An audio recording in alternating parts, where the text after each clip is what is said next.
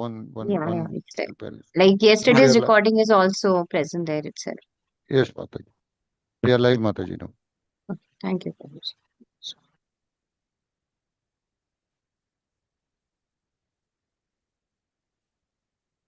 I'll share my screen.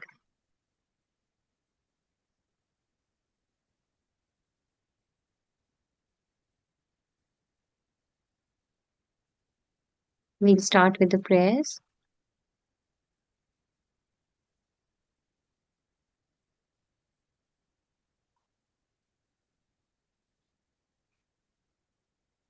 ॐ अज्ञानतिमिरान्धस्य ज्ञानाञ्जनशलाकया चक्षुरुन्मिलितं येन तस्मै श्रीगुरुवे नमः।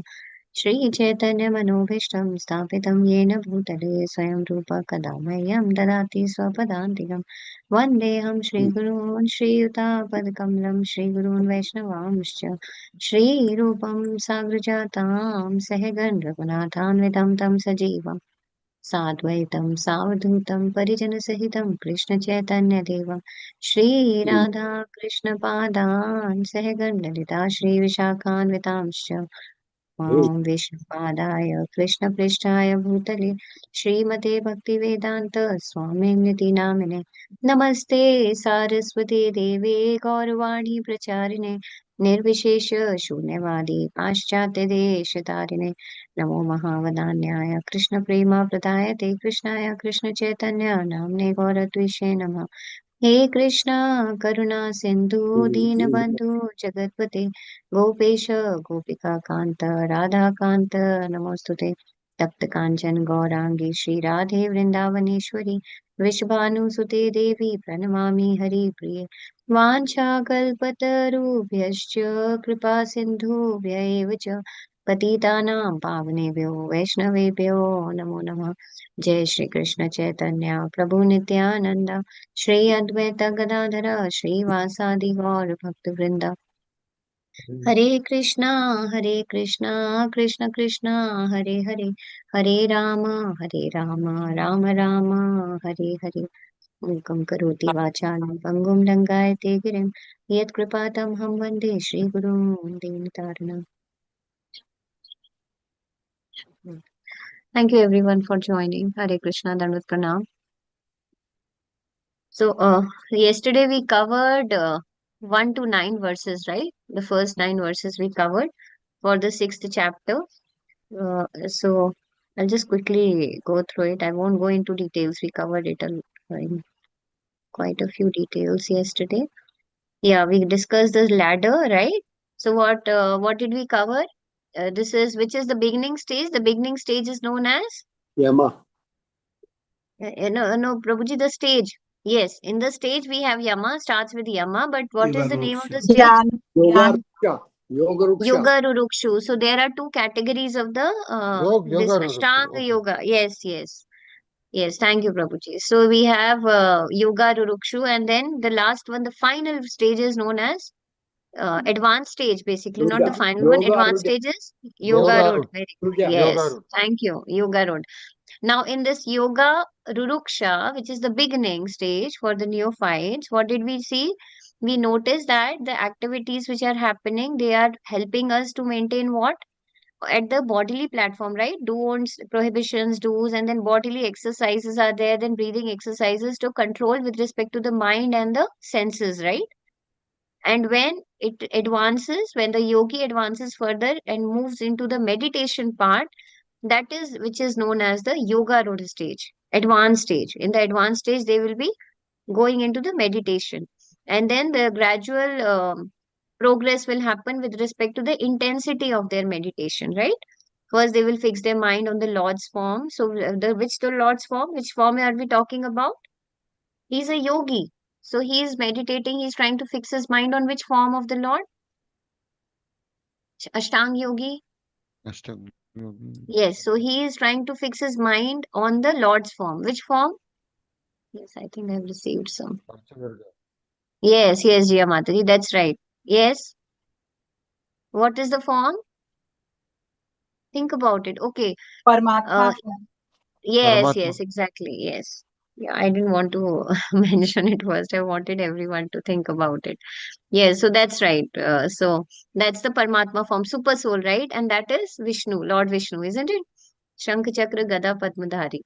And which form of Lord Vishnu, which is the name of Lord Vishnu out of three Purush avatars, who is situated in the heart of every living entity? He is known as Kshirodakshai Vishnu. Kshirodakshai Vishnu. Very Hero good. the Yeah. So we have seen this, and then they ultimately achieve, when they achieve the samadhi, complete absorption in the Lord. We will cover the details with respect to the samadhi, perfectional stage, and everything. We have also talked about which are the out of these eight limbs of yoga. This is known as Ashtanga, right? 1, 2, 3, 4, 5, and then 6, 7, 8. Yeah. And we have also seen how it is relevant to a bhakti yogi, right? Krishna conscious person. Like what are the activities that are happening in the Ashtanga yoga? Like what what was the basic criteria? What was the prerequisite, right? We have also seen what happens. What is what a Krishna conscious person is doing? He is detached to the result of his activities, right? activities. He's doing it for the pleasure of the Lord. So Lord. ultimately, that is to be free from the he does not have any selfish desires. He doesn't have any kind of selfish interest, no self interest for himself. And even a Dhyan yogi is also trying to attain that while doing this Ashtanga yoga, right? So that is what we have seen, that the real aim is to give up all the selfish satisfaction and be prepared to satisfy the Supreme. And also we have seen, yeah, that what do they do? Even the Ashtanga yogi, what he has to do, he has to get Give up detached from the, yes, he has sense to enjoyment. withdraw his senses from the sense objects, right? Sense object. Yeah. So in a way, we have seen that the detached person, the action is same, right? So detached action is same as renunciation, and so both are same, the sannyasi and the yogi, right? Yeah, so this is what we had covered. We have also covered, we had talked about how the mind is both a friend and an enemy. What are the various ways? How can we really control the mind? Isn't it by taking it under the shelter of Guru, Sadhu, and Guru. Shastra? Yes. So we discussed this as well. Why to train the mind? So how the uncontrolled mind is an enemy, and then how it is our friend. How can we make it Right. our friend, and how it really helps us? Like, why are we talking about this mind control? Because for an Ashtanga yogi to practice meditation, he should have a controlled mind.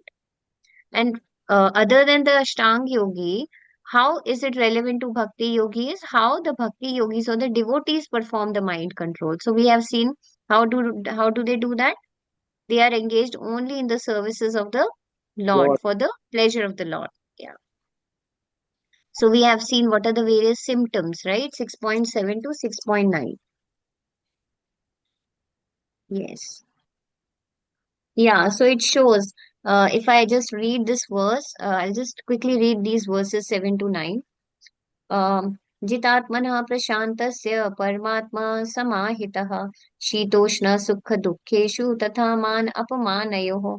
So what for one who has conquered the mind, the super soul is already reached, for he has attained tranquility. To such a man, happiness and distress, heat and cold, honor and dishonor are all the same. For such a person, what happens? Jitatmanaha. So they have one who has conquered the mind. They are already at the stage. They have already conquered the mind. Prashantasya. They are tranquility. They have attained tranquility by such control. And Paramatma. And now, what has been mentioned that they have reached the super soul. Is that? Yes. Hare Krishna, Archana Mataji. Yes, Mataji, exam is there after the class today. Okay, Mataji. Not Hare before Krishna. that. Okay, Yes, Mataji. Mataji. Yeah. Okay, na? Yes. Okay, Thank you, Mataji. Mataji. Hare Krishna. Thank you. Hare Krishna. Yeah. So, what did we see? So, what is mentioned here? We have also seen like mind, what happens? Mind doesn't like to be controlled, right? So we have also seen like how can we make it our friend? Only by continuous constant practice. And when we are doing constant practice, what happens? Automatically the detachment happens.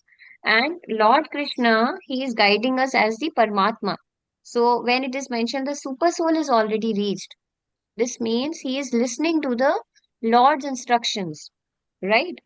And so, since he has a controlled mind, so automatically he will listen to what, how the Lord is guiding him.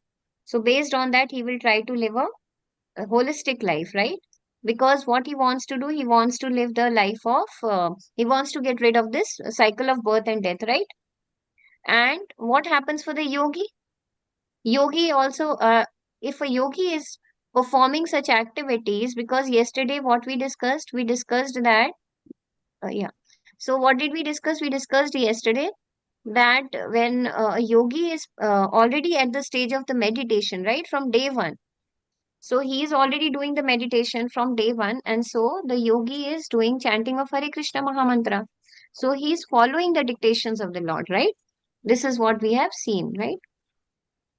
And so the Lord is guiding him. Yeah. One has to abide by the superior dictation. So this is mentioned in the verse. This state is practical samadhi or absorption in the supreme. And when we talk about further symptoms or the qualities of a yoga root stage, so this is the advanced stage. It mentions like they are basically free from shitoshna sukha dukkheshu. This we have discussed yesterday. Tatha man apamanayoho, right? In honor or in dishonor, everything is same for them. The eighth verse talks about ज्ञान विज्ञान तृप्तात्मा कूटस्थो विजितेन्द्रियः युक्त इत्युच्यते योगी समलोष्टाश्रम कांचनः. So ज्ञान विज्ञान तृप्तात्मा. So this also we had discussed yesterday. Yeah. So a person he is already self-realized soul. And that is why he is called a yogi or a mystic. He sees everything equally. Everything is equal. So when we talk about pebbles, gold and stone, yesterday we discussed no mundane qualifications. So this is what is mentioned. For him, everything is same. The mundane scholarships and all the mental speculation, whatever happens, it may be good as good. It may be as good as gold to others, but for him, what is it? It is just like pebbles and stone because it is not connecting with the Lord. Yesterday we discussed this, no? Yes. Verse number 9 sees all people equally. Now, see, this is the most advanced stage, what is mentioned here. If you could go to verse number 9 in the book, please open chapter 6, verse number 9. We'll start from this. Yeah. Would someone like to recite this verse, please?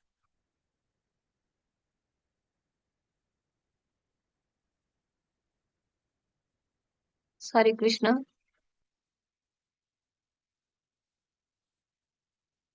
Okay, I'll recite otherwise. I'll start.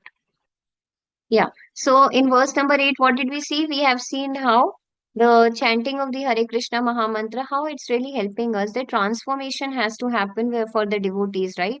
So what was the solution that is given? That a person has to chant, that determination has to be there, and he has to do it with sincere efforts. We discussed this yesterday, right? Yes. And thus, in verse number 8, what happens? The theory should get transformed. The realized knowledge has to happen, right? That understanding of the knowledge has to ultimately convert or transform into the realization. How will it happen? It will only happen when we will abide by the instructions of the Lord. Slowly and steadily, we will start getting the realizations by the mercy of Lord Shri Krishna. And what is the key thing? How do we serve the Lord? I mean, how do we convert our theory or, yes, how do we convert our jnana into vijnana? By rendering service unto the lotus feet of the Lord and to his pure devotees. Yeah. So when verse number 9, when it talks about Suhrin, Mitrari, Udasina. So Suhrin, Suhrin Mitrari Udasina, Madhyastha Dvesha Bandhushu, Sadhushva Apicha Papeshu, Sambuddhir Vishishyate. Yeah, Suhrin. Okay. So Suhrit is to well-wishers by nature. So I'm just going through verse number 6.9. Now please tell me what do you understand by Suhrit? You can raise your hand, please. Suhrit. In which particular verse did we cover this recently? We did it lately, right?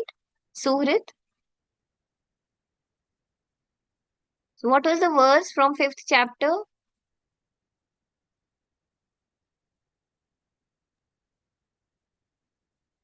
Prakritim. The last verse, Prabhuji, 5.29. Please formula, Shanti Sutra. Bhaktaramya Gantapasam. Yes. So what does it say? It says, what is the verse? Yeah. So he is Yes, the Prabhuji, benefactor please. and well-wisher of all living entities. Yes. So Bhoktaram Yagyatapsam Sarvaloka Maheshwaram Suhridam Sarvabhutanam. Suhrit, right? Suhridam Sarvabhutanam Gyatva Mam Shantim Richati. So what do we see here? Suhrit.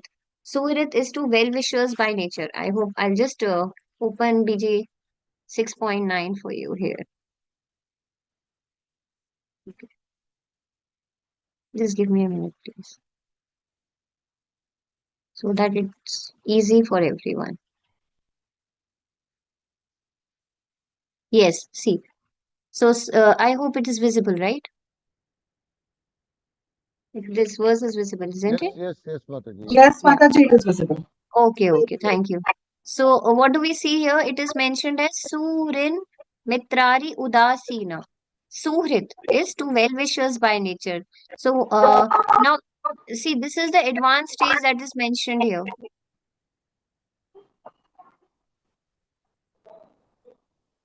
Yeah, okay. So this is the advanced stage. So what is being talked about? Such a person, just imagine the state that he is Suhrit to everyone. So who is a Suhrit? We discussed, right? What is the definition of Suhrit? What do you think? Please share. The benefactor. The benefactor Mhm. who always think well for everybody around. Others for Others, everybody. yes, Yeah. very good. So, even a friend also thinks good for others. So, what is the No, difference? What is the key the, difference?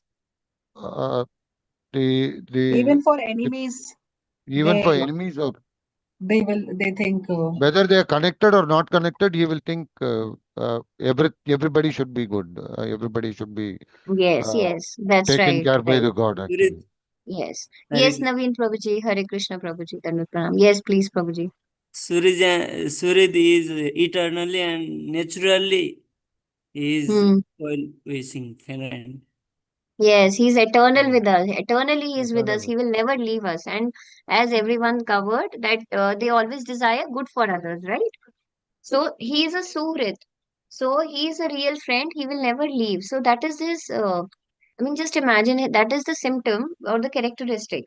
And we have also covered Mitra, Suhrit, Bandhu, right? Bandhu is the family members. We can talk about them. Due to some affection, due to the family affection, they are related to us, isn't it? So they are helping. And how about Mitra? That also we covered, right? With respect to the social convention or social friendship that we have. But the but Surit is the real friend, real to well-wishers. Mitra. Mitra we covered, right? Benefactors. Now Ari is the enemies. Enemies are those who do not think good for us, right? Good for others. And he not then we have Udasin. Udasin is neutral. So if there is any kind of fight or anything happening, some kind of um, any kind of disturbance is happening anywhere, what a person does, he will stay neutral to both the parties, right? So he stays udasin, isn't it? So he's neutral. And then he's madhyastha. So who is a madhyastha? Madhyasthas are the people who basically, in case of some kind of dispute is happening, what they will try to do? He will try to mediate. sort out. Yeah, he will Mediate. try to mediate. He will try to sort out the dispute, right? He Like will an try to arbitrator. Yeah. stop it. Yeah, exactly. Now, dveshasya. Dveshasya are those people who are envious. Now, there is a difference, right, between enviousness, dvesh, and jealousy. So, the key difference is, we discussed this the other day also earlier, that, okay, what do you feel? What is the difference between enviousness and jealousy? Yes, dear Mataji, that's right. Yes, for Bhoktara. Yes, what do you feel? Please share your thoughts. What is the difference Mataji, between jealousy and Mataji, enviousness?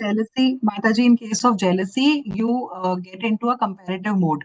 That how come somebody else has got these marks? Maybe, I will also try and I will also get the marks. But with enviousness, you actually end up sabotaging. It was with Duryodhana also, we have seen that he was not Yes, happy by, making Arjuna and the entire Pandavas leave the place. He just wanted to, give more harm to them. So that correct, is correct. enviousness. Yes. Thank you, Mataji. Very good, Mataji. Yes. So what happens if a person is if a person is jealous, what he will say, okay, the other person is having something, I don't have it, but it would be good in case if I can have it, right? But what happens in enviousness? The person really tries to pull the other person down so that he should also not have it. How come that he is getting it? I should also he doesn't even think of I should get it. He always thinks that that particular person should also should not have it, you Should know, not have. that ways. Yeah, so that is enviousness. And that is why it is mentioned that this enviousness nature is very abominable, right? Because ultimately he is going to get into a number of sinful activities just to pull the other person down. And not only that, if the other person is having something, it is also because he has earned it, right? It is only because of his karma that he is getting it and by the mercy of the Lord. Yes. So that is the difference. So we understand dveshasya. Bandhushu, we just covered, right? Relatives or the well-wishers. Sadhushu is pious people. Pious And people. api as well as cha and papeshu. Papeshu is the sinners. Sambuddhi, having equal intelligence. So this helps us to understand that he is seeing everyone equally. So this is the understanding. So such an advanced state, when a person, when a Ashtanga yogi is achieving this state, this helps us to understand that what is happening. He is seeing everyone equally. Yeah. So he's seeing everyone equally, on the same platform. So this is the advanced stage of which he achieves by through Ashtanga yoga. So these are the various characteristics which have been explained here. And what happens through Krishna consciousness? Automatically, when a person is very sincere in his efforts and continues with his sadhana and carries out his devotional service, then he also starts to attain that particular stage, right? We have the various stages, right? Yesterday, when we were discussing that Bharat Maharaj was at the Bhava stage, and after the Bhava stage, we have Prema stage, right? So, yeah, so this we didn't cover yesterday. Actually, the we did not cover the verse recitation, isn't it? So that is why I wanted to take it up. So being completely neutral to all the material existence. Yeah, so this we covered. Scholarship, mental speculation, which are good gold to others, are as good as pebbles or stones. So, So we'll start with verse number 10 and onwards today. Glories to Srila Prabhupada.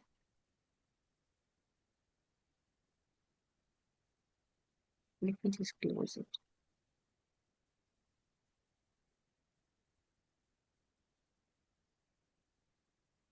We'll start with this one. So yogi, 1 to 24, yeah, okay, yeah, this is fine. Start from here. Need to rename that. Okay, would someone like to volunteer to read this, please? Yes, Archana Mataji, Hare Krishna. Hare Krishna Mataji. Hare Krishna Mataji. Hmm. Yes, Mataji, shall please. I read this or 10th shloka? No, Mataji, please read this slide first. Okay. We'll go to the 10th shloka as well. Further stages in the practice of yoga. Subsection A 6.10 to 6.17. That is basic practices of meditation. Meditation is the advanced stage of Ashtanga Yoga. Subsection B, that 6.18 to 6.32. Perfection in meditation. Link between section 1 and section 2. After describing the perfectional stage of yoga, Krishna explains the procedure to achieve this goal. In text 10 to 32, Krishna describes the practices of Ashtanga Yoga, first in the perfected stage and then in the beginning stage. Hare Krishna, Mataji. Thank Thank you, Mataji. Hare Krishna. So, what do we see? So, today, what we will see that in the first subsection, that is 10 to 17, these are the basic practices of meditation, like how the person should sit, what kind of posture should be there, right? So all those details will be coming as a part of section 10 to 17. Like Yuktaharas, Viharasya, regulated diet, sleeping, isn't it? Meditation is the advanced stage of Ashtanga Yoga, and the subsection second is 18 to 32, which talks about perfection in meditation. So this is with respect to the meditation stage. So this is how the basic practices, how does it start? What are the various practices of meditation? And the section, the linkage is basically, we have seen that what was the perfectional stage of yoga. We have seen what are the two categories, right? Yoga Rurukshur and Yoga Rud. And then now, how to achieve this particular goal, what is the practice, what is the procedure, method, that will be discussed. Then so the practices will be discussed in this particular section 3. So now what do we see here? We'll move on to text number 10. Yes, Mataji, please recite this verse, Archana Mataji. Verse number 10.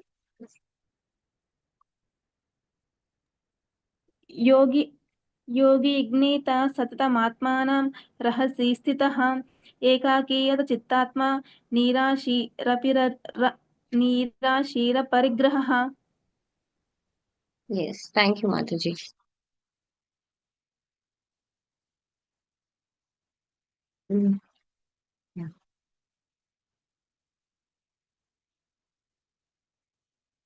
So Yunjita is a transcendentalist, a yogi should concentrate in Krishna consciousness, how satatam, always. And what else is mentioned here? It is mentioned as Atmanam, himself, by more body, mind and self. Kaya, Manasa and Atma. So Rahasi in a secluded place. So what has to happen? He has to go in a sacred place. So ekaki, alone, yat chitta, Atma, always mind, nirashihi, without being attracted by anything else, aparigraha. So this means that he should be free from the feeling of possessiveness. He shouldn't possess anything, right? That this does not belong to me. He shouldn't have that kind of understanding. So just imagine he has reached this stage now in Ashtanga yoga. With respect to this step, he can go for the meditation, right?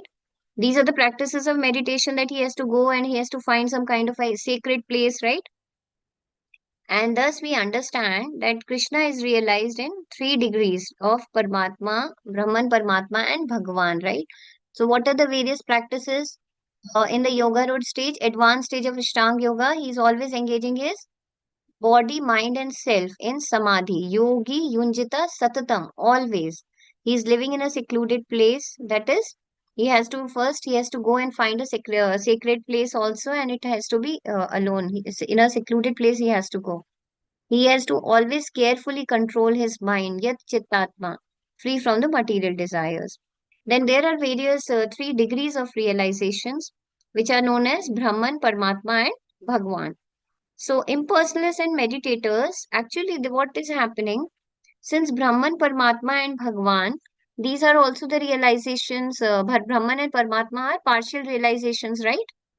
Isn't it? And Bhagwan is the complete realization, ultimate realization. Okay, what is Brahman realization? Please raise your hand. What is the difference between Brahman, Paramatma, and Bhagwan realization? We'll take just one by one. So please explain Brahman realization first. Please raise your hand. The essence of Yes, yes, Prabhuji. Spiritual effulgence of Lord Shri Krishna. Isn't it? It comes from the lotus body of Lord, right? So it is the spiritual effulgence of the Lord's body. Yes, Hare Krishna Naveen Sundaramai, Prabhuji. Yes, Prabhuji. So what is the Paramatma realization, Prabhuji?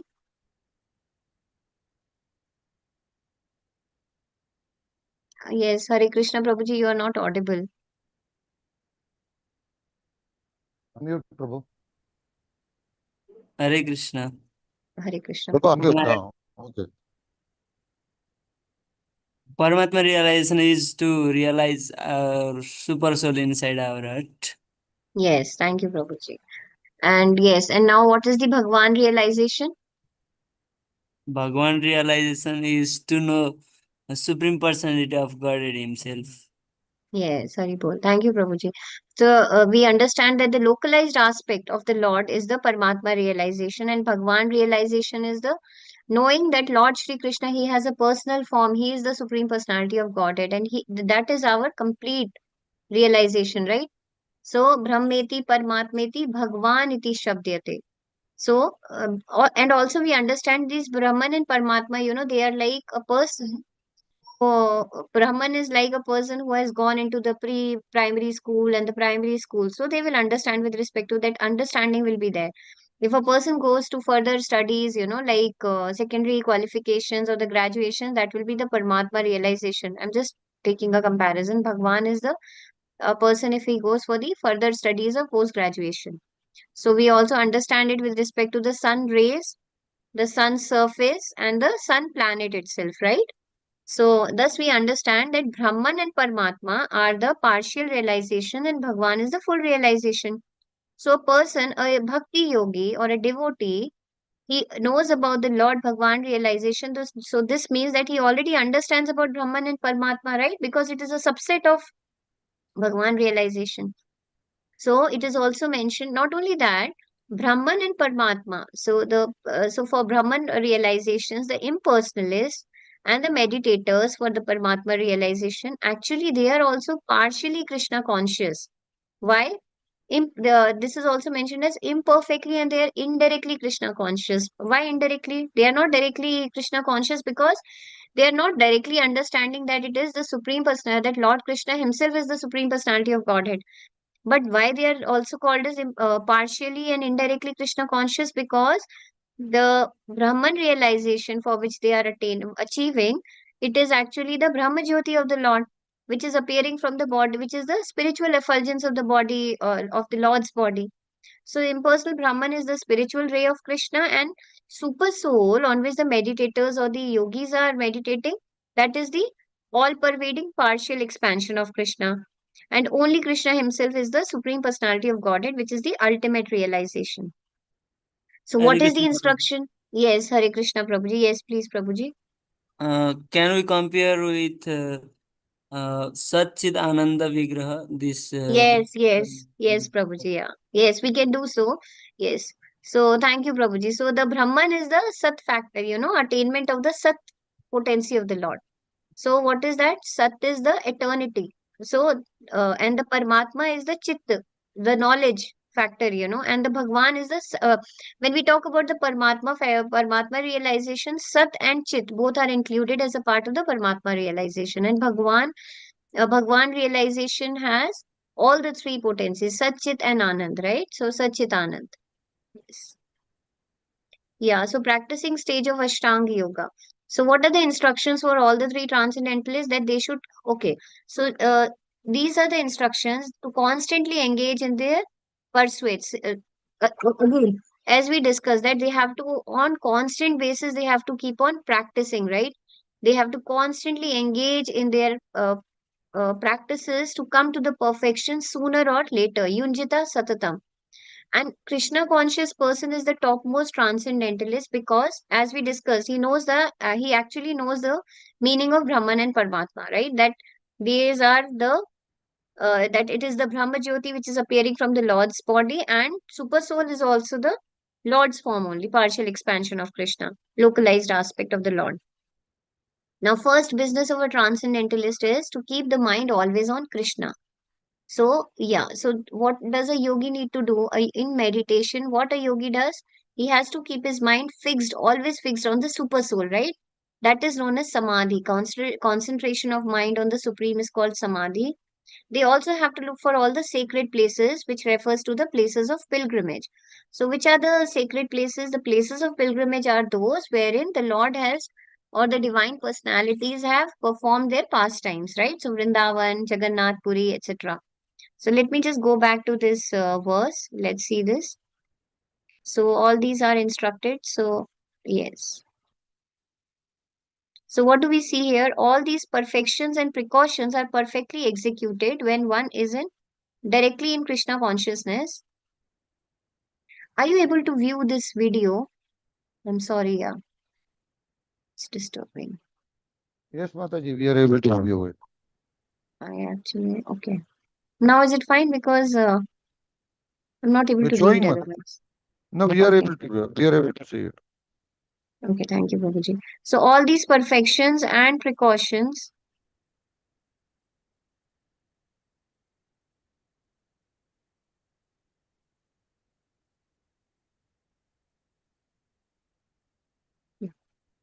So all these perfections and precautions are perfectly executed when one is directly in Krishna consciousness. Why?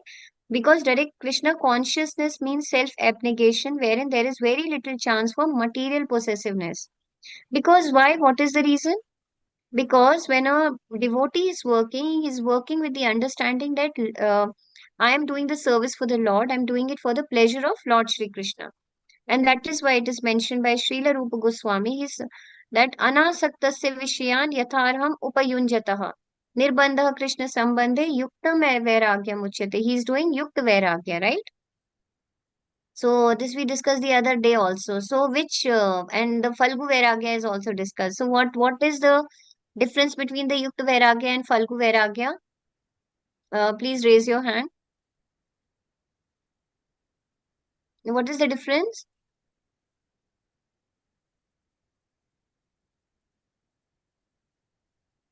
Yes, please.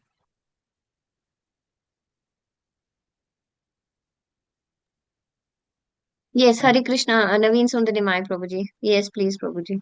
Yukta Vairagya means using everything for the service of Krishna. And Yes, Phalgu Vairagya means amending many things or everything, not knowing to how to use it for Krishna's service yes, without knowledge. Prabhuji.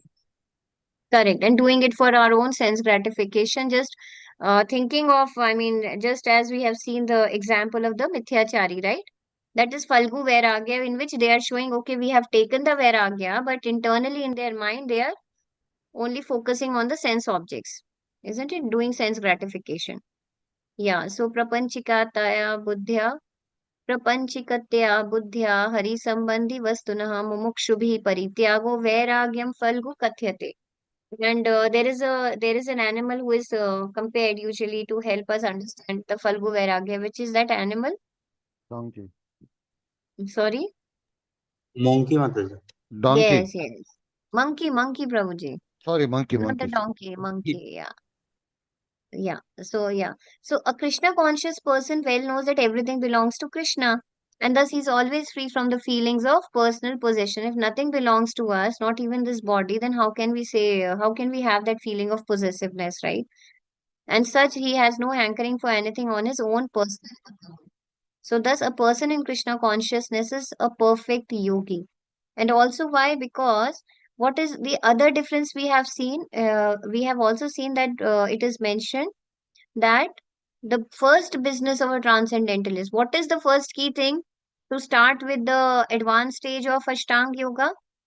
If we are practicing the Ashtanga Yoga, what do they need to do? They have to keep their mind focused always on Krishna, right? On the super soul, right? Isn't it? So for the bhakti yogi, the devotee is doing it from day one, right? Chanting the Lord's name and keeping the mind always on Krishna. So he's never forgetting Krishna. So there is a verse known as always remember Krishna, never forget Krishna. That is satatam, that is vismartavyo na jatuchit. So that is smartavyam. Smartavyam means smaran, right? Always remember Krishna. Smartavyam satatam. Satatam is always. Smartavyam satatam Vishnur vismartavyo na jatuchit. So this helps us to understand that how it we always, I mean, the devotee always remembers the Lord and he never forgets, because he's always meditating on the Lord's mind, Lord's form, Nam, Roop, Gun, Leela, isn't it? So this is what we understand from this particular verse. Yeah, and when we talk about verse number 11 to 14, if I go to verse number 11 to 14, it says, Shuchau deshe प्रतिष्ठाप्य स्थिरम आसनम आत्मनः नाति उश्रितम नाति नैचम चैलाजिनो कुशोत्तरम तत्रैकाग्रम मनः कृत्वा यच्चित्तेन्द्रियः क्रियः उपविश्यासने युञ्ज्यात् योगम आत्म विशुद्धये Suchau deshe yeah, so okay. So Suchau deshe, Suchau means in a sacred place, right? In a sanctified place. Now these are the various practices which are mentioned about the Ashtanga Yoga. That the verse says, if I go through the verse, that a person should go. Okay, I think this is helpful in case if I go through the Veda base for everyone, right? Yeah. So Shuchau deshes, it has to be a sanctified place. And then what has to happen? Yes, they have to go to a secluded place. So this means that they have to leave all kind of this where they are already at a position, they are at a elevated stage that they can leave everything and they can go for the meditation, right? They have elevated themselves so much. So to practice the yoga, they have to go to a secluded place. And what they have to do? They should have kusha grass they have to lay, and then they have to cover it with a deer skin and a soft cloth. So what do they need? They need the kusha grass, they need the deer skin, they need a soft cloth, right? Why do they need the deer skin? It is mentioned that the deer skin, it has some kind of chemical that keeps the reptiles away, so that they can carry on with their meditation. And the seat should neither be too high nor too low. So when the seat has to be made, it has to be in such a way that it shouldn't be much cushioned, that they shouldn't get so much of comfort that they should sleep. And it should also not be uncomfortable, not too low. And it should be situated in a sacred place. Sacred place, as we discussed, right? Like places like uh, Jagannath Puri, Vrindavan, Mathura. And the yogi should then sit on it very firmly. And what they have to do, they have to practice yoga. Why? To purify their heart. And how do they do this? By controlling their mind, sense, and activities. Manasa, Indriya, and then Kriya. And fixing their mind on one point, on one particular point. So, sacred places, the definition is also mentioned like it refers to the places of pilgrimage.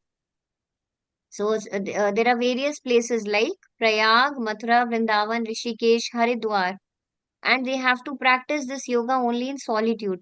Why in solitude? What do you think? Why they have to go to a solitude place? Yes, please. Less distraction, Mataji, to stay away from Exactly. distraction. Exactly. Yes, thank you, Mataji. Why? Because they are doing it. It is a practice wherein they have to artificially they are artificially trying to control their senses, right? That has to happen, their mind control has to happen that way. So that is the reason, that is another reason why they have to go to a sacred place, I mean a secluded place basically. So the so-called yoga societies in big cities may be successful in earning material benefit, but they are not at all suitable for the actual practice of yoga. Why? Because yesterday we discussed, right? So they can help us with respect to stabilizing the body, but they are actually not the yogas. Those are the asanas, we can say. They term it as yoga classes, yoga exercises, but it is just the exercise or the asanas which they help us perform, but there is no connection with the supreme, and there is no mind, the mind cannot be controlled or made undisturbed, by performing the asanas. But yes, it helps with the at the bodily level, yes. And so a person who is not self controlled, whose mind is not undisturbed, he cannot practice meditation. So just imagine, and yesterday we discussed, right, how short-lived people are. Prayan Alpayusha Sabhya, right? So Prayan Alp Ayush. So they have short life. They are slow in spiritual realizations. Kalavasmin Yuge Jana Mandaha. So they are slow, lazy, right? Mandas. Upadritaha. Always disturbed. Disturb means upadritaha. They are always disturbed by various anxieties. And what is the best way? So now see how what we will find in the purports, this is the magic of Srila Prabhupada, that in every purport we will also find how it is relevant for a devotee, how we can achieve this. So see, the comparison is being made So, and we understand, I think, with respect to the understanding for the dhyana stage and this Ashtanga yoga, the details which are relevant for us, that much, whatever is sufficient, is already being provided in the purports, isn't it? So, other than that, the most important is how it is really relevant for a devotee, how the devotee is practicing it. So even though it is every person is so disturbed by various anxieties, they cannot perform, they cannot go to the forest and perform these meditations, right? So what is the easiest way that has been provided? Harer Nam, Harer Nam eva kevalam, Kalau nasti eva gatir anyatha. So if we will notice that there is an emphasis given in this particular verse. Hare kalau nasti eva nasti eva. Like Hare Nam, Hare Nam ev kevalam. 3 times it is mentioned. Hare Nam, and then again kalau nastev. There is no other means, no other means, no other way. Right? So it is the only means of deliverance for us. That is chanting the holy name of the Lord. Okay, so we understand the chanting of holy name of the Lord is given, and why is it has been emphasized? Why it has been emphasized? Please share your views. Why did we notice why Prabhupada has mentioned it here? Why Srila Prabhupada mentioned it? Yes, Eva Mataji, Hare Krishna. Yes, please, Mataji. Because chanting helps to purify your heart and Yes, elevate Mataji. yourself to the transcendental state, Yes, very good. Thank you, Mataji. So it helps us to achieve the same level which the transcendentalists are doing, right? It is helping us achieve that elevated stage. Yes. So we are doing the meditation only. So our Ashtanga yogi, he's following so many practices just to go into that meditation, right? Which is already being done by the devotee, isn't it? So yeah, so thus we see, yes, would someone like to read this, please? Please volunteer, then we'll cover from the verse. Yeah. Yes, Harshita Mataji, Hare Krishna. Yes, please. Hare Krishna Mataji. Sorry, Um, yeah. Yeah. Yes. Okay. Basic practices of Ashtanga Yoga. Sitting Mhm. firmly in a clean, sacred, and secluded place. Lay kusha grass on the ground. Cover it with a deer skin and a soft cloth. Seat neither be too high nor too low. Fixing the mind. On one point, yogi should sit very firmly, controlling his mind, senses, and activities. Yogi should do yoga for purification of the consciousness. Being erect by keeping one's body, neck, and head straight, being motionless and firm, staring steadily at the tip of the nose, meditating on Lord's form, thus with an unagitated, subdued mind, devoid of fear, completely free from sex life, one should meditate upon the Lord Krishna, making him the ultimate goal of life. Hare Krishna. Yes, thank you, Mataji. So, this is 11 and 12, sitting firmly and fixing the mind. Okay, and this is with respect to the posture, right? We being erect. This is the basic practices of Ashtanga Yoga. And then being erect and meditating on Lord's form is from the 13th and 14th verse. So, thus we have seen, we covered the first 2 points, right? From verse number 11 and 12. Now we'll move on to verse number 13 and 14. So, which talks about, yes, would someone like to volunteer to read the verse, please? Yes, this is the verse. Yes, please. Hare Krishna. Yes, Hare Krishna Bhagya Lakshmi Mataji. Yes, please. Yes, Murari Chaitanya Prabhuji, please take the next one. Thank you. Hare Krishna Mataji. Hare Krishna Mataji. Verse 13 and 14. Samam kaya siro grivam dharayanchalam stiraha samprekshya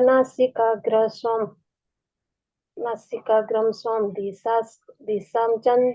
disam chanbho lokayan parastatman vigata vir brahmachari pratestitah mana samyamya machito Yukta Asita Matparaha. Hare Krishna.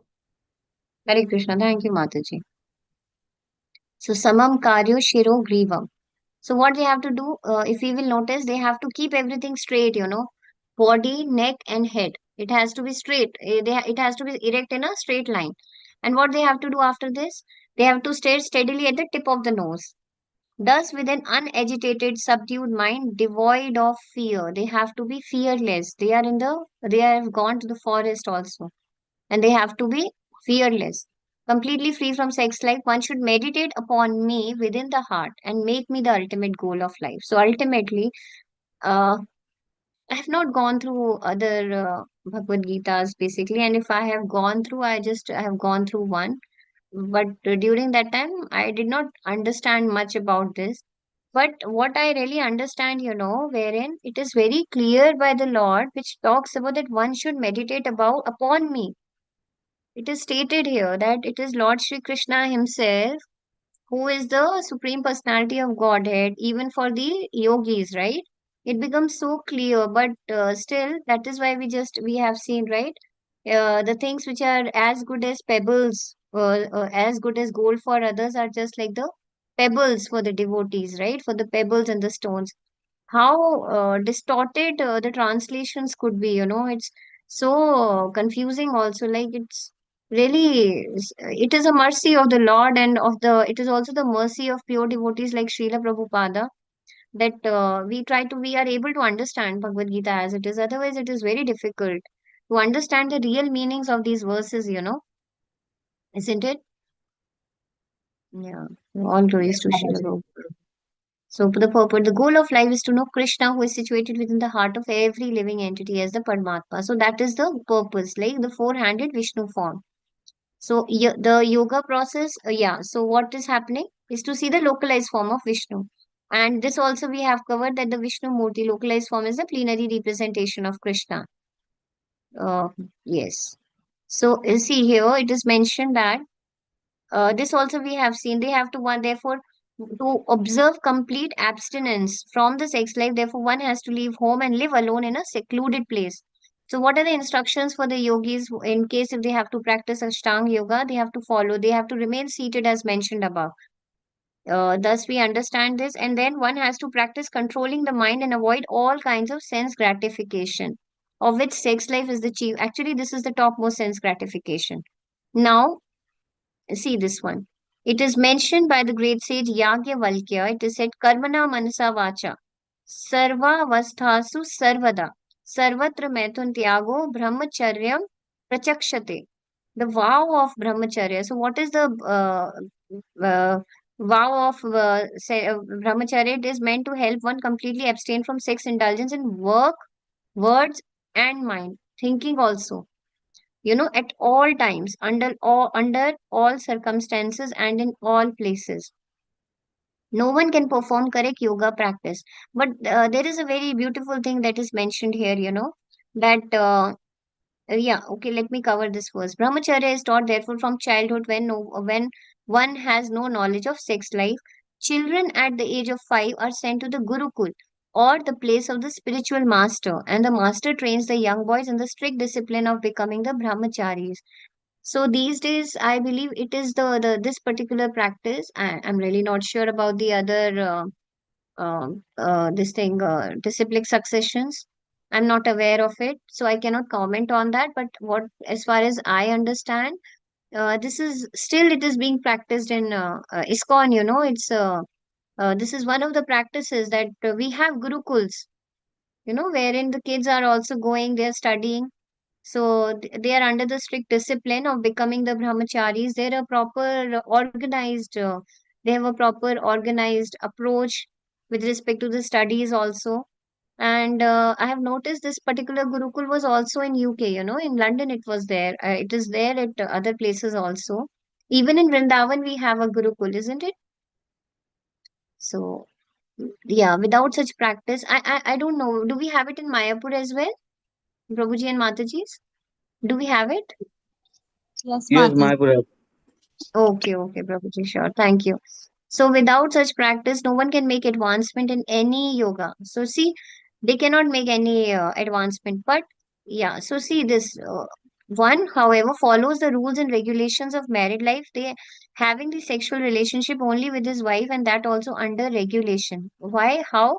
Just to beget a Krishna conscious child. So this is possible only with respect to the married life because they are grihasthas, but the only purpose should be that they should beget Krishna conscious child. So such a restrained householder brahmachari. See, what did you notice? This is what I wanted to mention. That even the such restrained householders who are the grihasthas, not the grihemedhis, they are known as brahmacharis, right?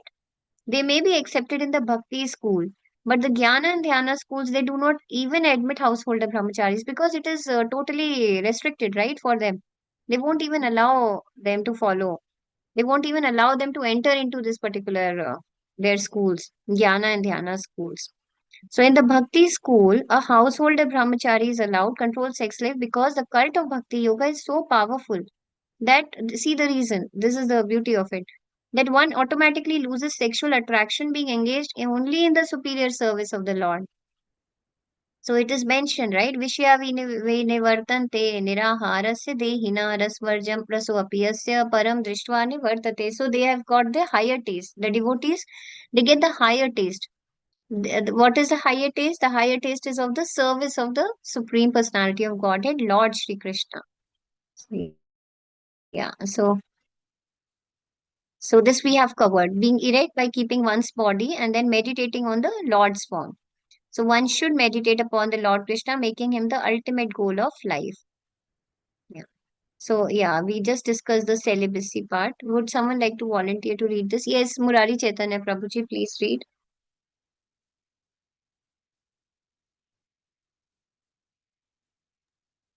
Hare Krishna Mataji.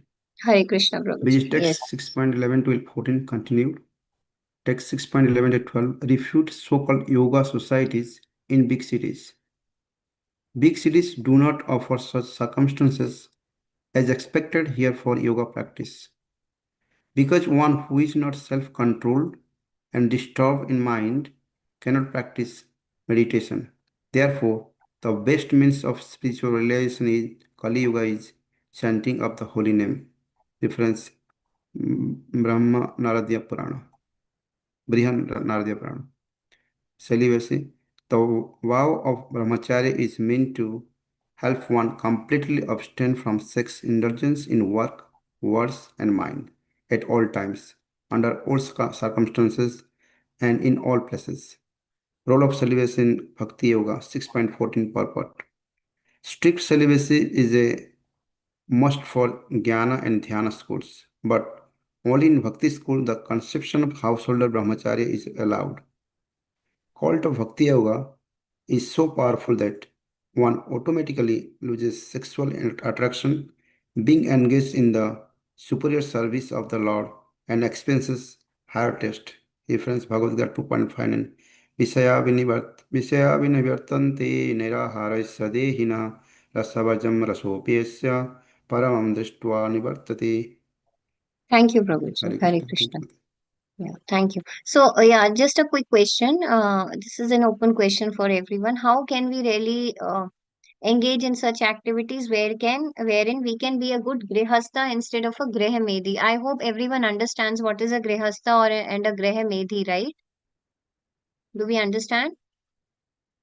Yes. So, how can we really, please share some examples, like how a person can try to become, or how can a person be a grihastha instead of a grihemedhi? Yes, Mataji, please give one example. Thank you, Mataji. Harshita So, Mataji. Mataji, I have heard in one lecture that the difference would be that for a grahastha, you we earn money to take care of the family, but that is not only as much as we need. We should use that money for the family, and rest we should use it for the service, for the seva, and not only for the accumulation.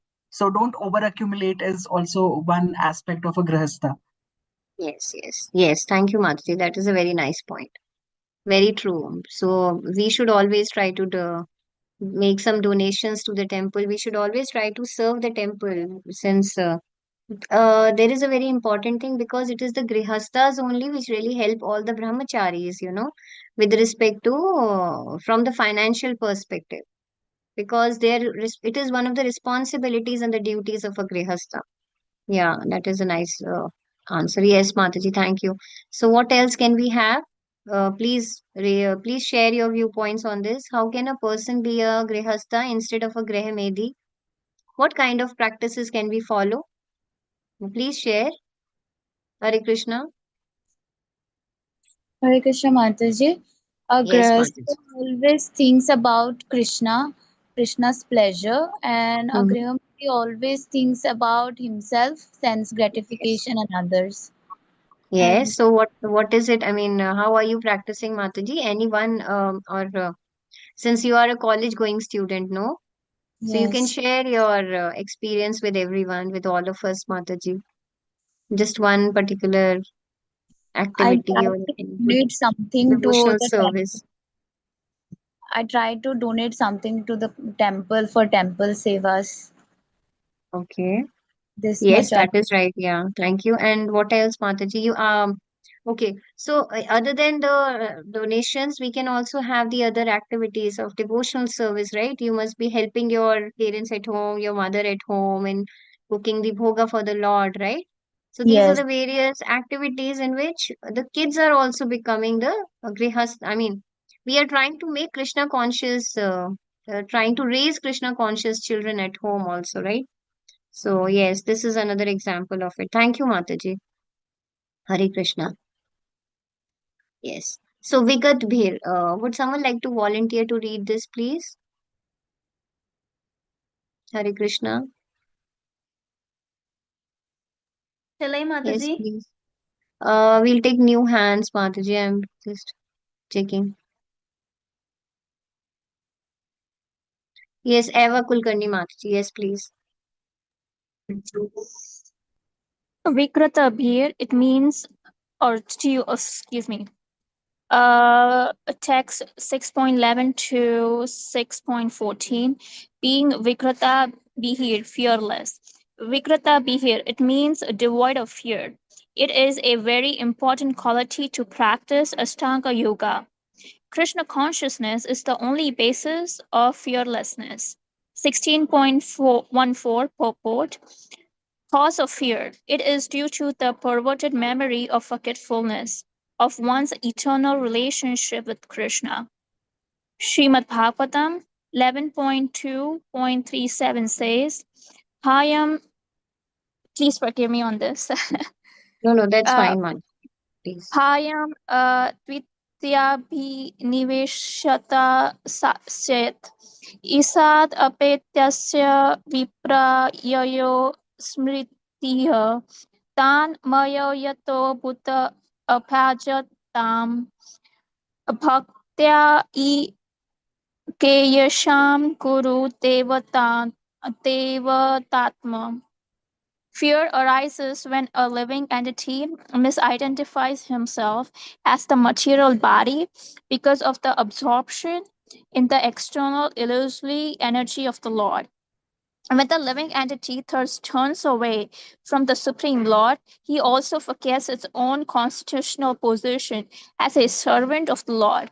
This bewildering, fearful condition is affected by the potency for illusion called Maya. Therefore, an intelligent person should engage unflinchingly in the unalloyed devotional service of the Lord under the guidance of a bona fide spiritual master, whom he should accept as his worshipable deity and as his very life and soul. Thank you, Mataji. Hare Krishna. Yeah, so we just covered this, right? In the verse, it was there. The word was Vigata Bhi. Yeah, so this is mentioned in this verse. Vigat bhi is devoid, to be devoid of fear, to be become fearless. So when they are talking about the Ashtanga Yogi, they were what is mentioned. I mean, when Lord Krishna mentioned about the Ashtanga Yogis, it was mentioned that they have to be fearless, and it has been mentioned in the purport by Srila Prabhupada what Vigat bhi actually means. So when we talk about a devotee, so Krishna consciousness, it is the only basis of fearlessness. Why? Because a devotee is always fearless. Why he is always fearless? Because he understands that first is he has that there is a difference between the knowledge and the realized knowledge. We have seen that, right? So he understands that what is his actual identity, and he tries to work according to that particular identity, right?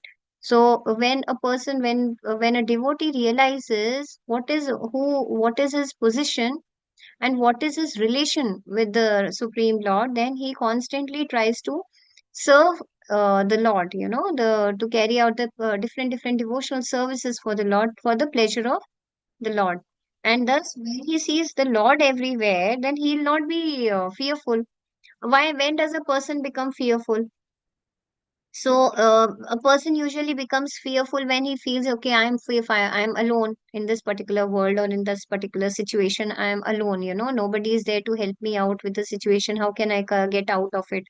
Not only that, if we go with respect to the understanding of how a living entity misidentifies, he starts to connect himself only with respect to the material body, because as soon as a person comes in the material nature, he identifies, he starts thinking from the bodily conception, right?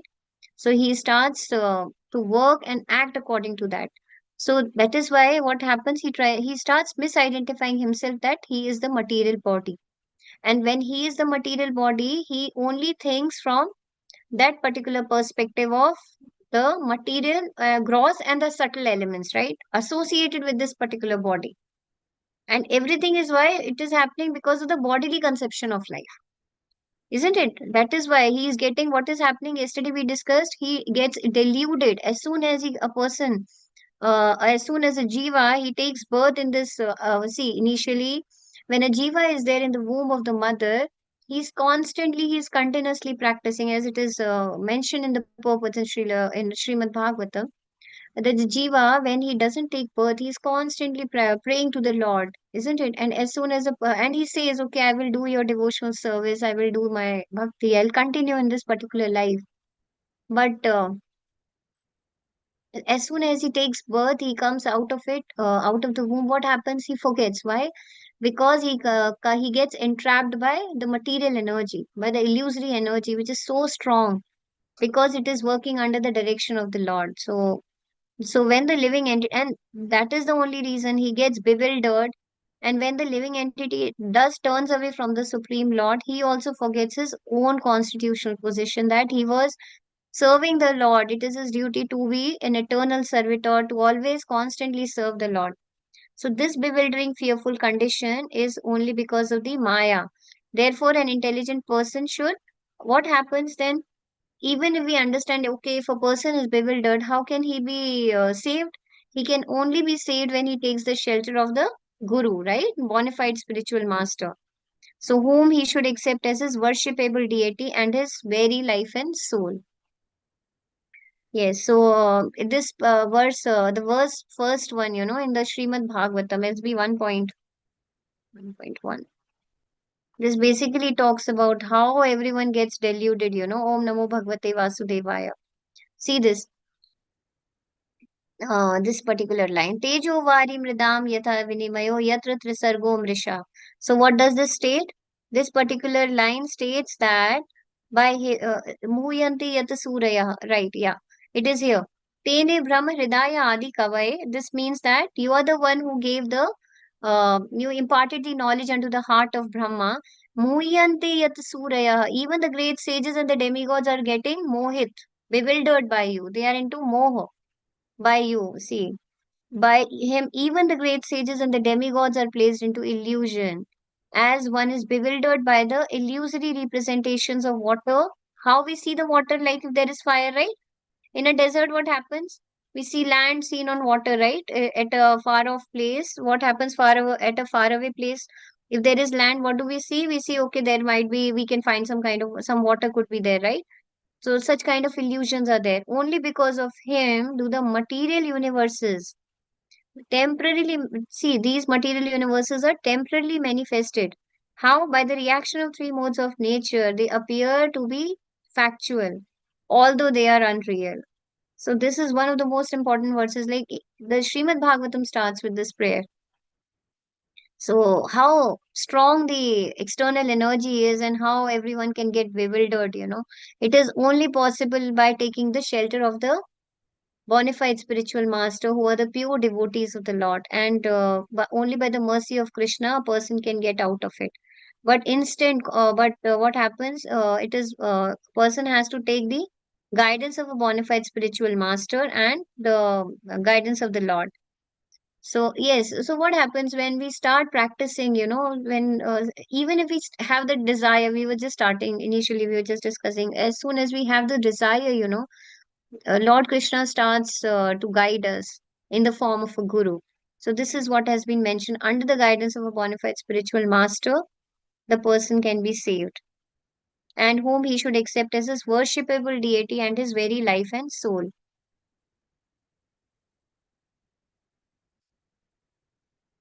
See, in the morning, we do this prayer, right? Shri Guru Vandana. So what do we say here? Yeah, this one. Jahare prasade bhai e bhav toriya jai. Krishna prapti hoye jahan hai te. And then Guru Mukha Padma Vakya. Shri Guru Charane Rati ei se uttam gati. Je prasade pure sarva asha. Right? It is only by the Guru, that our avidya is getting, the destruction of our avidya is happening. Ignorance is being destroyed. Yeah, he opens my darkened eyes and fills my heart. I'm just referring this verse number 3. He opens my darkened eyes and fills my heart with transcendental knowledge. He is my Lord, birth after birth. From him, ecstatic prema emanates. By him, ignorance is destroyed. What is this ignorance? So this bewilderment which is happening to us, everything is because of the ignorance. It is only by the mercy of the Guru that this ignorance gets destroyed. And only by his grace one can cross the ocean of the material suffering and obtain the mercy of Krishna.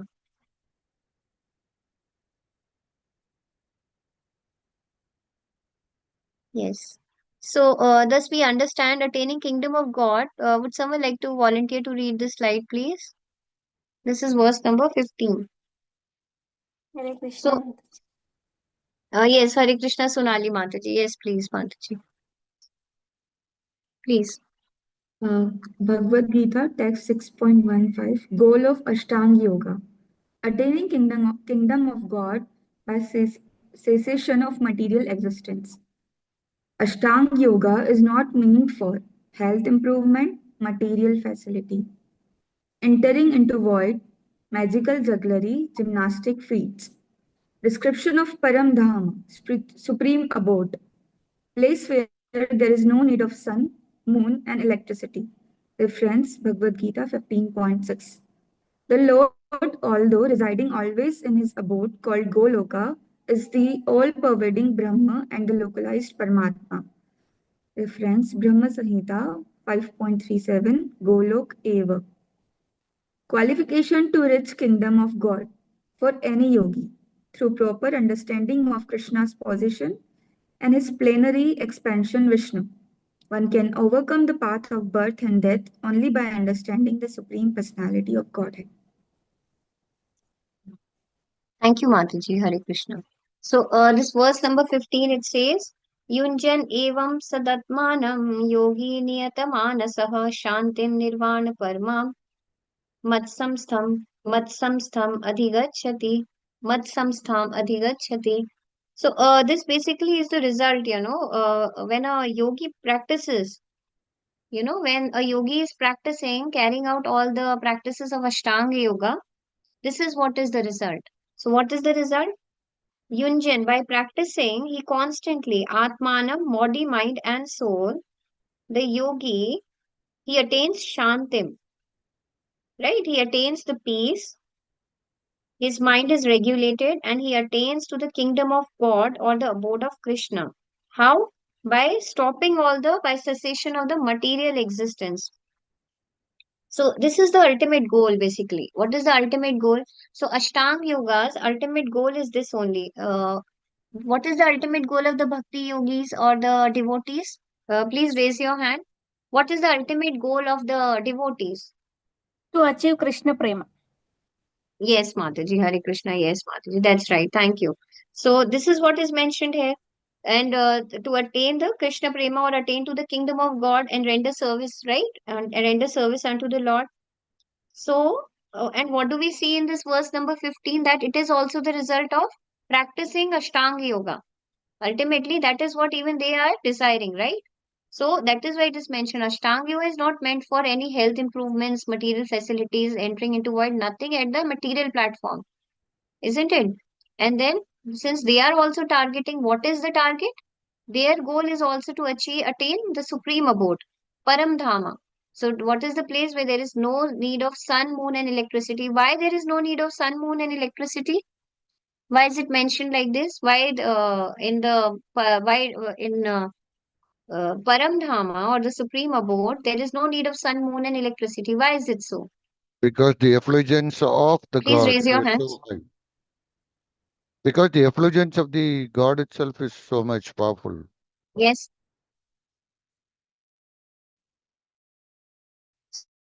Sorry, Prabhuji. The effulgence, Krishna Kumar Prabhuji. Yes, Hare Krishna Prabhuji. The effulgence. Sorry, I was unable to, Prabhuji, I think there was some connectivity issue at my Yeah, end. yeah, yeah, yeah. Can you It's please okay. repeat? Yeah, thank Yeah, you. the effulgence of the God itself is so powerful, so radiant. There is no need of any light or any source of possibility. Yes, yes, that's right. Yes, Prabhuji. Thank you, Prabhuji. And there is a verse also, which is mentioned as 15.6, right? What is the verse?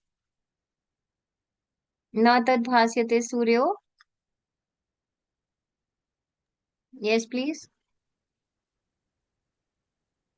There is no need of sun, moon, and electricity. Tadhama parma mama. Yes, Hare Krishna Akash Prabhuji. Yes, please. न तद्भाष्यते सूर्यो न शशाङ्क न पावकः यद्गत्वा न निवर्तन्ते तद्धाम परमं मम. Hare Krishna Mataji. Thank you, Prabhuji. Hare Krishna. So yeah, so that there is no need of sun, moon, electricity, and a person who goes, who attains that particular, who attains his abode, he never returns, right? Tad dhamam paramam mama. The Lord, although residing always in his abode, called Goloka, is the all-pervading. This we have discussed, right? Brahman and localized Paramatma. So this we just covered.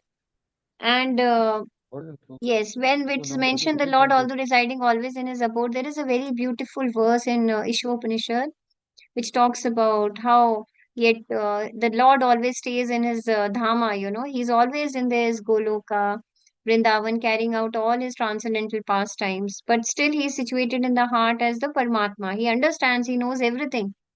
So, yet, this particular verse helps us to understand how he is far, yet he is so near to us. So, yeah, even though he is residing always in the Goloka, he is always close to us.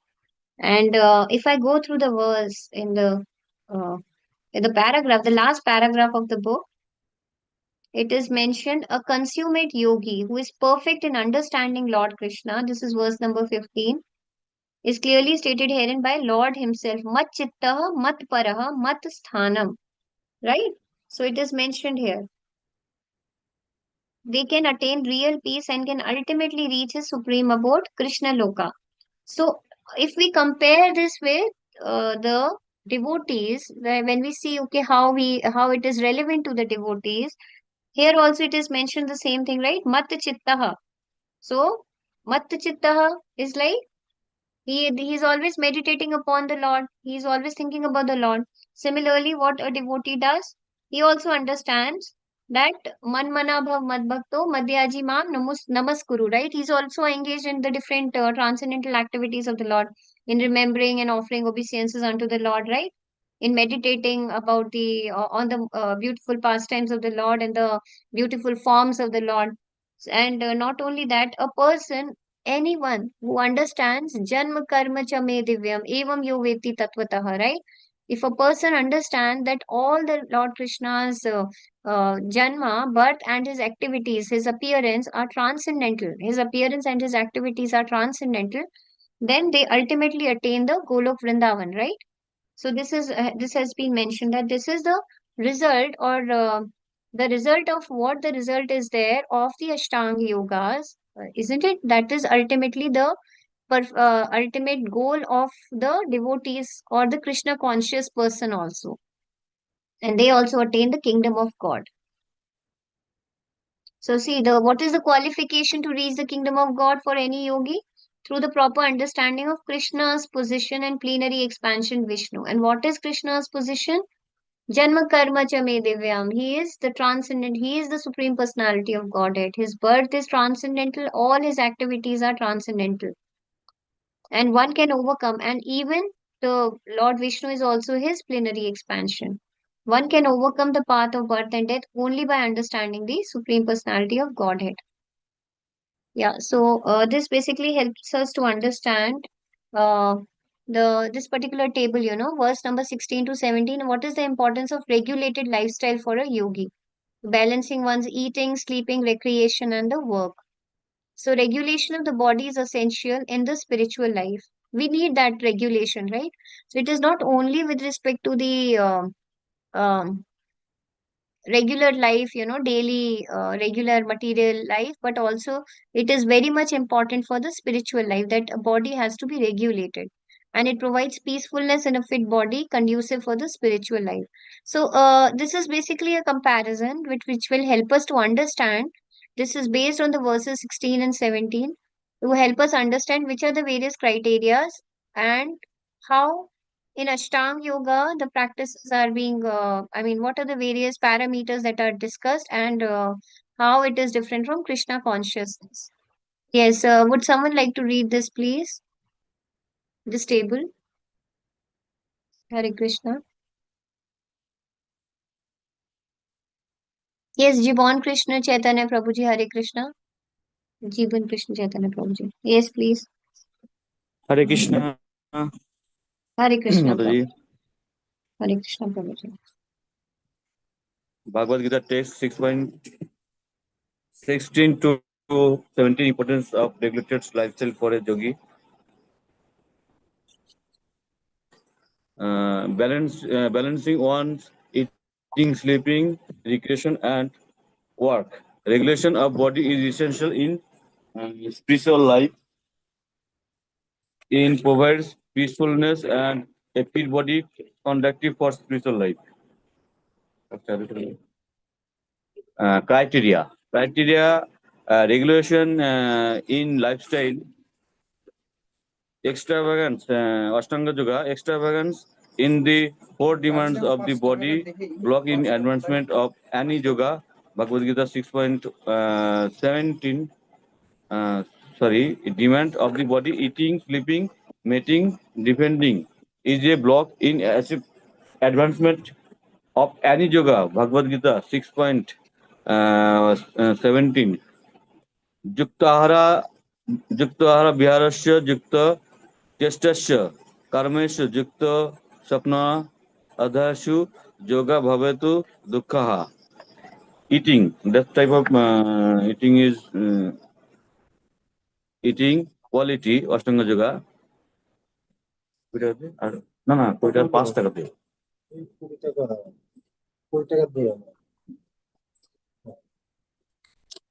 should eat only what is required to keep body and soul together.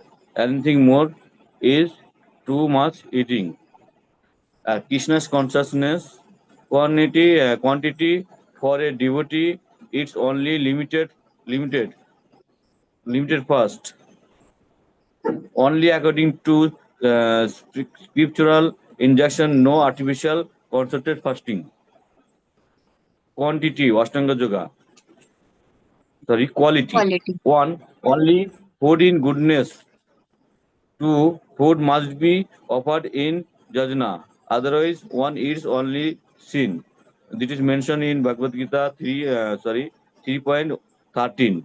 And the third is no meat eating and intoxication.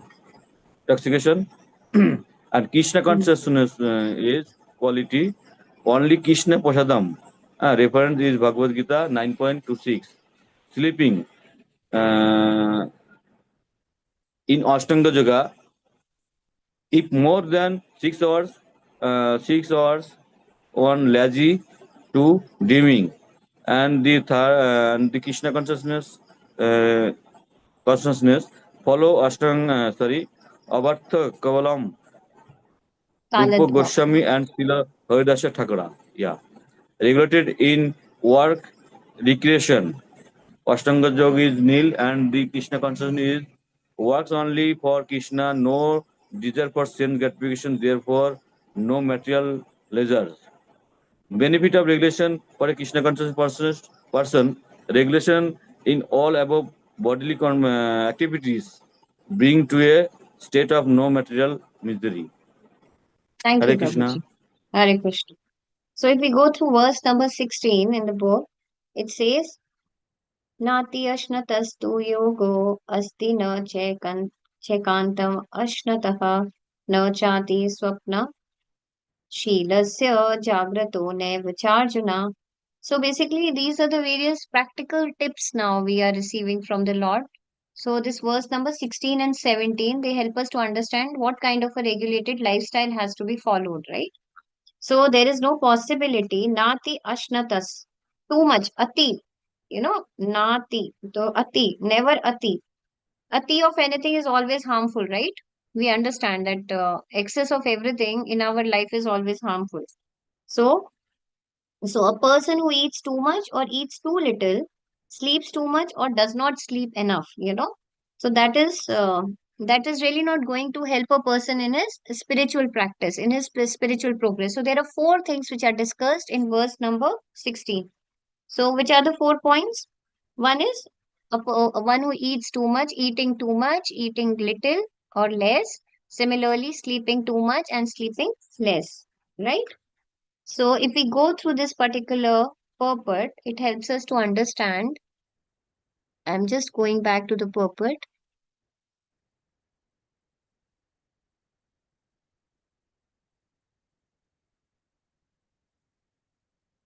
Verse number 16, right? So regulation of diet and sleep is recommended.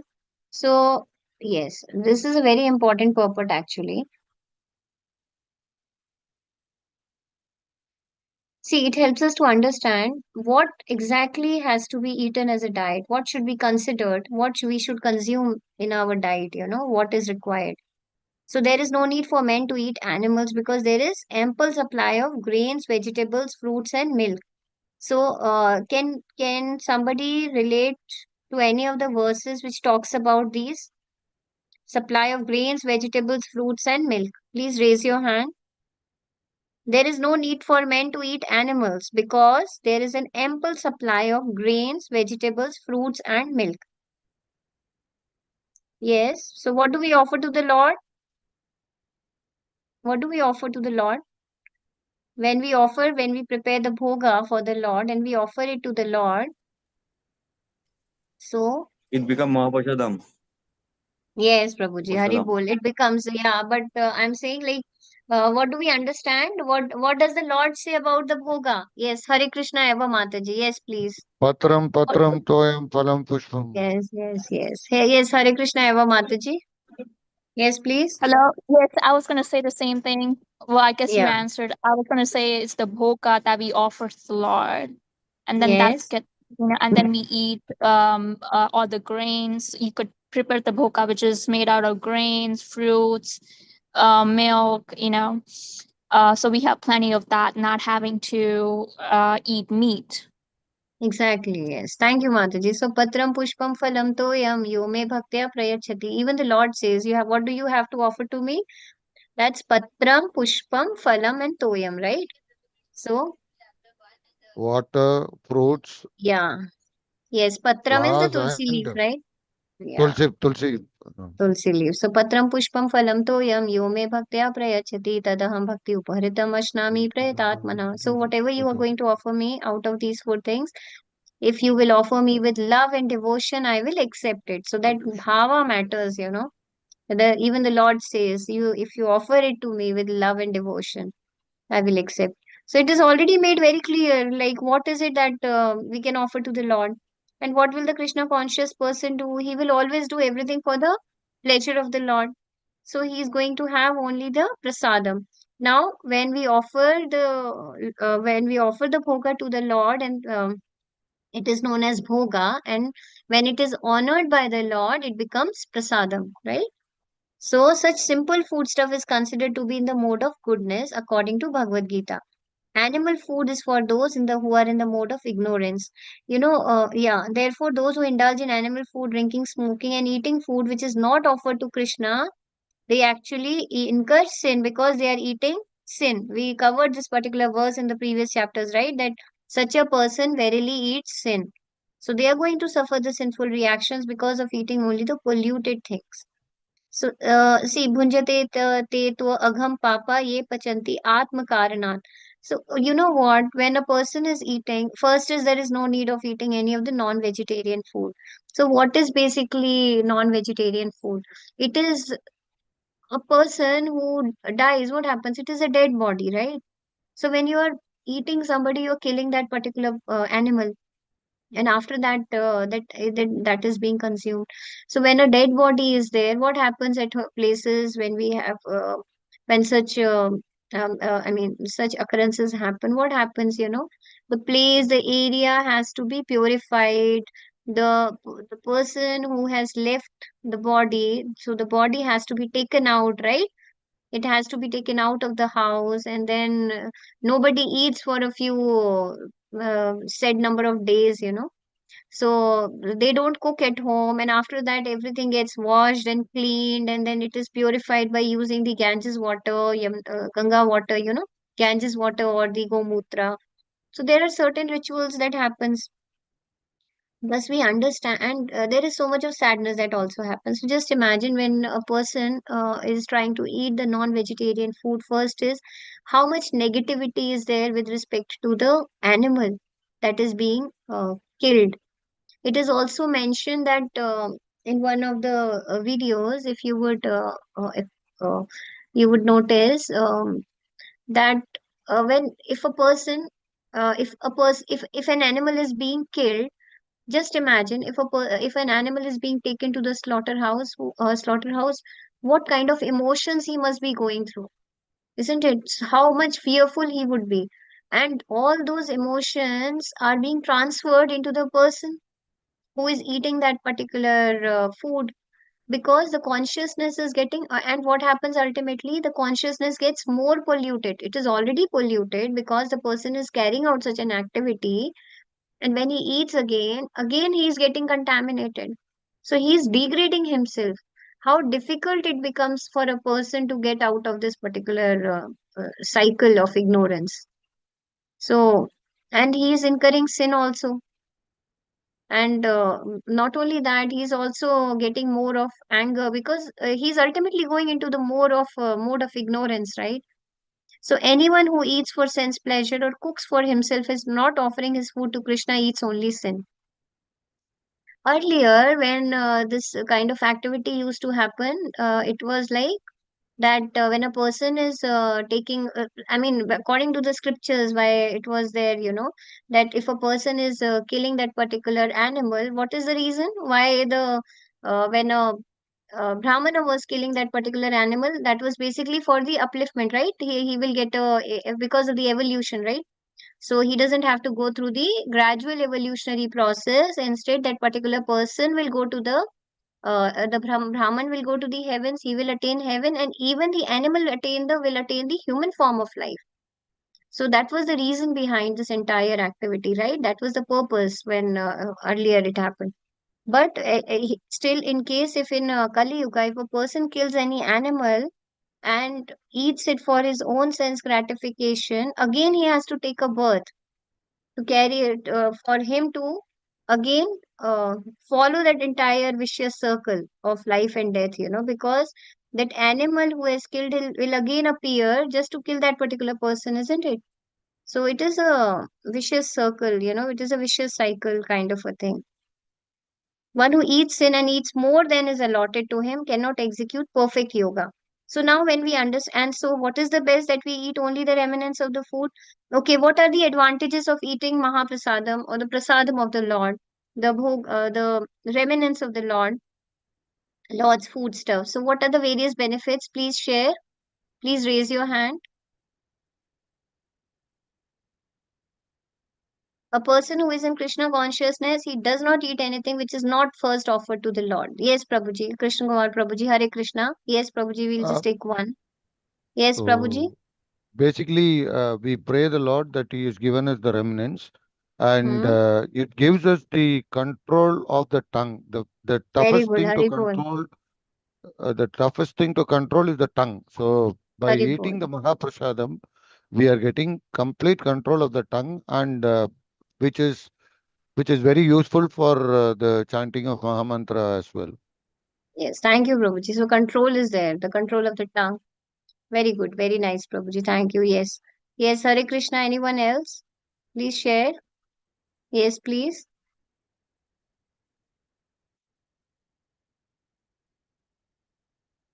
Okay, what are the benefits? Yes, yes, Prabhuji. Yes, please share, no? So if a person who is ignorant and if we offer them prasadam, or even if we are having the prasadam, so what are the benefits of having the prasadam? The avidya in our mind goes off, Mataji. Avidya is all. Yes, thank you, Prabhuji. Hare Just Krishna. remember Yes. Free the from all sloka sinful itself there, reactions. Mahaprasad. And Yeah, Mahaprasadam Govinda. Yes, Hare Krishna, Jeevan Krishna Chaitanya Prabhuji. Yes, please. What happens, Prabhuji? he's freed from all sinful reaction, Very and good. Yes. that he had not to kill a innocent animal. That is Hmm. the main point, and Correct, correct. Krishna will be pleased that he is eating what he has granted them for the living entities. Yes, yes, It yes. is Thank you, very. Prabhuji. And what happens? Even we start getting Sukriti, you know. So if a Hmm. person who is negligent, who is ignorant, who is not into bhakti, even if we are giving them prasadam, they are getting collection of, I mean, what they are doing, they are collecting agyat Sukriti in their account. So that also helps, isn't it? So that is spiritual punya that they are going to get in their account. So this way also it helps. Not only that, as Prabhuji mentioned, that it helps us in our chanting, you know, with more concentration. So our brain tissues, the finer brain tissues, they are nourished, and accordingly, the person will be able to get more spiritual strength, you know. So yeah, so this is what we understand. And not only that, uh, as it is clear from the table, they see a person who is who is practicing the yoga, he has to artificially abstain from eating. He manufactures his own personal process of fasting. That okay, I have to fast. So they will just plan it artificially. But the Krishna conscious person, they will observe fasting as recommended in the scriptures. For example, they'll fast on the Ekadashis, right? And on the appearance days of our acharyas, isn't it? So he does not fast or eat more than is required. Actually, it is mentioned that if we talk about a stomach, you know, like a circle or something like that, so half of the stomach has to be full, okay, and then half is remaining. Now the half portion that is remaining, out of that, quarter can be filled with water, and the quarter has to be left free for the air, you know. So such a person, when we say okay, how much has to be eaten, it is basically only that much, just to keep the person alive, just to keep his body and soul together. So this is to be understood. And a person who Hare eats Krishna. more, they will, yes, Prabhuji. Hare Krishna. Sorry to disturb you, Mataji. It is scientifically proven also that when we eat the food, the Hmm. brain takes 20 minutes to register the stomach is full. Acha, So okay. we eat very slowly. We eat Hmm. very slowly, and we eat half stomach, like what you said, and a little bit for water, and the space given is for the digestion, because Yeah, the digestion has to happen with the chemical composition within the stomach itself. right. Yeah. So the digestive airs will work then. So that is why that for the air it has to be left out, you know. That is why when people get burp, you know, they get an indication. Okay, now you have to stop. You shouldn't eat more. Yeah. So he does not fast or eat more than is required. Similarly, if a person eats more, what happens? There will be more of laziness. They will start getting more dreams. Similarly, and yeah, one should not now. The first we discussed about the eating. Now it is with respect to the sleeping. One should not sleep more than 6 hours daily. So out of 24 hours, 6 hours. So see, this is the standard criteria with respect to the even the Ashtanga yogis are performing. Now, just imagine with respect to a person who is a devotee, they will basically, what they will focus upon, avyarth kalatvam. Why? They will never try to leave any, they won't waste their time, you know. So this is what has been mentioned here. He who is regulated in his habits, yuktahar viharasya, yukta cheshtasya karmasu, yukta swapnava bodhasya, yogo bhavati dukkhaha. So if they are regulated in their habits of eating, sleeping, recreation and work, they can mitigate all the material pains by practicing the yoga system. So we'll just quickly end with this. Avyarth kalatvam, a Krishna conscious person, they cannot bear to pass a minute of his life without being engaged in the service of the Lord. Therefore, his sleeping is kept to a minimum. And his ideal in this respect is Srila Rupa Goswami, who was always engaged in the service of Krishna. You remember now, he could not sleep more than 2 hours a day. Even Srila Prabhupada, he slept only for 2 hours a day, isn't it? And sometimes not even that. So Thakur, Srila Haridas Thakur, he is also known as Namacharya. He used to chant how many rounds? 192 rounds. in a And day. see, see the vow he had taken. Thakur Haridas, he would not, this was his vow. He would not even accept prasadam nor even sleep for a moment without finishing his daily routine of chanting with his beads, 300,000 names. As far as work is concerned, Krishna conscious person, he does not do anything which is not in Lord's interest, you know, and thus their work is always regulated. How they focus, they always think, okay, let me just finish off with this particular activity, let me quickly get back to my devotional service. So on constant basis, you know, their mind is working with respect to the activities, the devotional activities, you know, they constantly in their mind they are meditating upon the Lord. So this is with respect to the working professionals or otherwise also, because every person in this world is engaged in so many prescribed duties, right? I'm talking from for the grihastas. So as far as work is concerned, Krishna conscious person does not do anything which is not connected with Krishna's interest, and thus his work is always regulated. And so they try to keep it. They try to make their work regulated, and it is untainted by sense gratification. They just want to carry on with the devotional service of the Lord. So they do not think of any kind of material leisure, you know, and because he is regulated in his work, speech, sleep, wakefulness, and all other bodily activities, there is no material misery for him.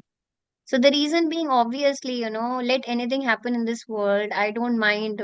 I mean, what happens? There are so many news. Yesterday we were discussing, right? What kind of association of devotees helps us for the mind control. Similarly, the association of information helps. What kind of things we are allowing to go into our mind, the news and everything these days. So just imagine there's so many a number of things are going on, but what a devotee will say, okay, let me just leave everything, let it be. Let me just focus on completing my 16 rounds of chanting peacefully. They're not even interested to do anything else. And after that, let me just carry on. Let me carry on with my japa. Let me continue attending my Mangal Aarti. Let me continue having my Srimad Bhagavatam session classes, you know, that the complete morning routine. So thus we see that even being there in this material world, a Krishna conscious person is never disturbed. And so that is the reason why he doesn't have any kind of material miseries for him. See, the material miseries will definitely be there, but he's not getting affected with it because he's not attached to thinking about it, right? Yeah, so this we'll end this, and from next time onwards, we'll take up this comparison going forward. We'll just wind up for today. Do we have any questions? We can take it up. Yeah. Thank you so much. वाञ्छकल्पतरुभ्यश्च कृपा सिन्धुभ्य एव च पतितानां पावनेभ्यो वैष्णवेभ्यो नमो नमः। अनंत कोटि वैष्णव वृंद की जय। श्रील प्रभुपाद की जय। हरि हरि बोल। Thank you everyone. Hare Krishna. Dandavat pranam. Hare Krishna, Mataji. Thank you. Hare Mataji, Hare exam. Krishna, Mataji, Thank you. Dhanavad Dandavat Pranam. pranam. Yes, Hare Mataji, we will Krishna, continue with the Dandavat exam now. I'll just stop. Those who are pending for exam may stay back, and others can probably leave, Mataji. Yes, I hope Mataji will everyone has probably. filled their attendance. Please, I Yeah, I request think, you to yeah, please don't fill your forget to, attendance. yeah, Yes, please. yes, Mataji. Thank you, Thank Mataji. you. Hare